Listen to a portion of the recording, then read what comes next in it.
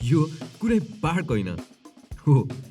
यहाँ सबैजना पार्कमा झैँ रमाइरहेको देख्दा हामी पनि अचम्मित भएका थियौँ। यो वालिङ सरसफाइ केन्द्र हो। वालिङ नगरपालिकाले गरेको दिशाजन्य रेदो व्यवस्थापन सम्बन्धी उदाहरणीय कार्यको लागि Asia Pacific sanitation excellence award 2023 प्राप्त गरेको छ। तर केही वर्ष अघिसम्म पनि अव्यवस्थित दिशाजन्य रेदो वालिङ नगरपालिकाको लागि एकदमै ठूलो समस्या थियो। यसले नगरपालिकालाई दिशाजन्य रेदो व्यवस्थापन सम्बन्धी नीति निर्माण गर्न प्रेरित गर्यो, जस अनुरूप यो दिशाजन्य रेदो प्रशोधन केन्द्रको अवधारणा विकास भयो र सोही अनुरूप निर्माण भई सञ्चालनमा आएको छ। वालिङ नगरपालिकाले अहिले यसरी दिशाजन्य रेदोको सुरक्षित व्यवस्थापन गरिरहेको छ। यस क्रममा सबैभन्दा पहिले गाडी मार्फत विभिन्न स्थानबाट दिशाजन्य रेदो यस प्रशोधन केन्द्रसम्म ल्याइन्छ। यस प्रशोधन केन्द्रले दिनको 6 क्युबिक मिटर दिशाजन्य रेदो प्रशोधन गर्न सक्छ। दिशाजन्य रेदोसँगै मिसिएका प्लास्टिक तथा अन्य ठोस फोहोरहरूलाई बार स्क्रिन मार्फत छुट्याइन्छ। यहाँबाट रेदोलाई थिगार्ने ट्याङ्कीमा पठाइन्छ, जहाँ दिशाजन्य रेदोमा भएको ठोस वस्तु थिग्रिन्छ। यस ट्याङ्कीबाट पनि माथिको तहमा छुटिएको फोहोर पानीलाई सेटलरमा पठाइन्छ भने थिग्रिएको रेदोलाई एनारोबिक डाइजेस्टरमा पठाइन्छ, जहाँ जैविक वस्तुहरूलाई सूक्ष्म जीवाणुले बिना अक्सिजन कुहाउने गर्दछन्। बाक्लो रेदोलाई अनप्लान्टेड सर्च ड्राइङ बेडमा सारिन्छ र न्यूनतम 10 दिनसम्म सुकाइन्छ। यस क्रममा रेदोमा भएको फोहोर पानी रसाएर एवं वाष्पीकरण भएर जान्छ।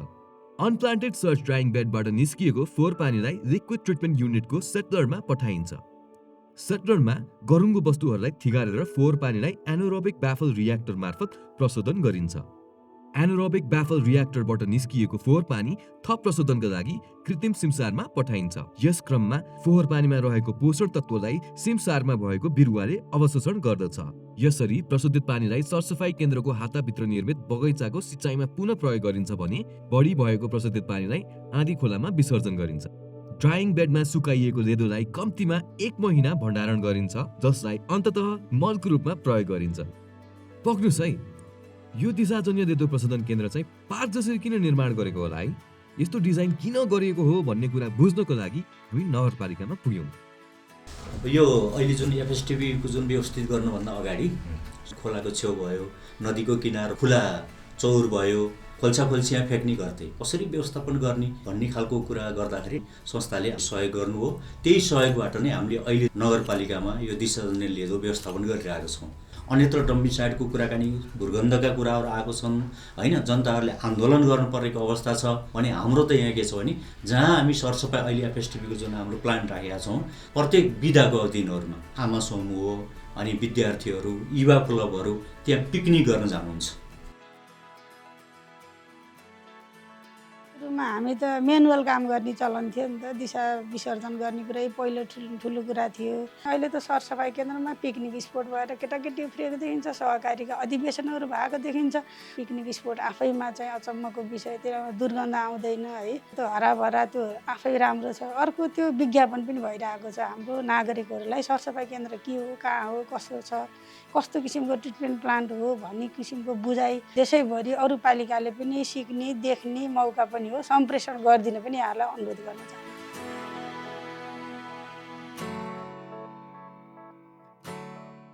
यहाँ पार्क छ भने थाहा त भएको, प्रशोधन केन्द्र छ भने थाहा थियो। दिशा प्रशोधन केन्द्र त हामीले अब त्यहाँ मिसिनले पेल्ने, बाहिर चाहिँ नाला बनाएर फाल्ने भन्ने सोच थियो, तर वास्तविक त्यो रहेनछ। यहाँको वातावरण हेर्दाखेरि यहाँ जो बाहिर केही पनि नदेखिने रहेछ, गन्ध पनि नआउने रहेछ, सफा अनि नजिकै यहाँ पार्क सबै बस्न मिल्ने आनन्द ठाउँ हुँदो रहेछ भन्ने कुरा देखियो। यहाँ चाहिँ हामी भैली कार्यक्रमबाट पिकनिक खान सहभागी भएका छौँ। प्रशोधन केन्द्र भनेपछि ट्रकमा जम्मा गरेर त्यो चाहिँ एक त आधीतिर लएर बगाउने हो भन्ने हाम्रो मानसिकता त्यो थियो। यहाँ आएर अहिले मैले अवलोकन गरिसकेपछि त्यो चाहिँ प्रशोधन हुँदै गर्दाखेरि त्यहाँको पानी सङ्कलन गरेर यो फुलबारीमा सिँचाइ गरेर बाहिर दुर्गन्धित नभइकन प्रशोधन गरिएको छ। वालिङ नगरपालिकावासीहरूलाई यो आधीमा मिसिएको छ कि भन्ने भ्रम भइरहेको थियो, त्यो चाहिँ बिल्कुल गलत हो। वालिङको सफलता त सुरुवात मात्र हो। यो नमुना कार्यलाई नेपालभरिका नगरपालिकाहरूमा प्रतिकृति गर्न सके अन्य नगरपालिकाले पनि दिगो दिशाजन्य रेदो व्यवस्थापनबाट लाभान्वित हुन सक्छन्। हामी यस प्रकारका पार्कहरू नेपालमा मात्र होइन विश्वभरि नै प्रयोगमा आएको हेर्न आतुर छौँ, जसले मानिसहरूलाई सोच्न बाध्य बनाउँदछ। के यो दिशाजन्य रेदो प्रशोधन केन्द्र नै हो त?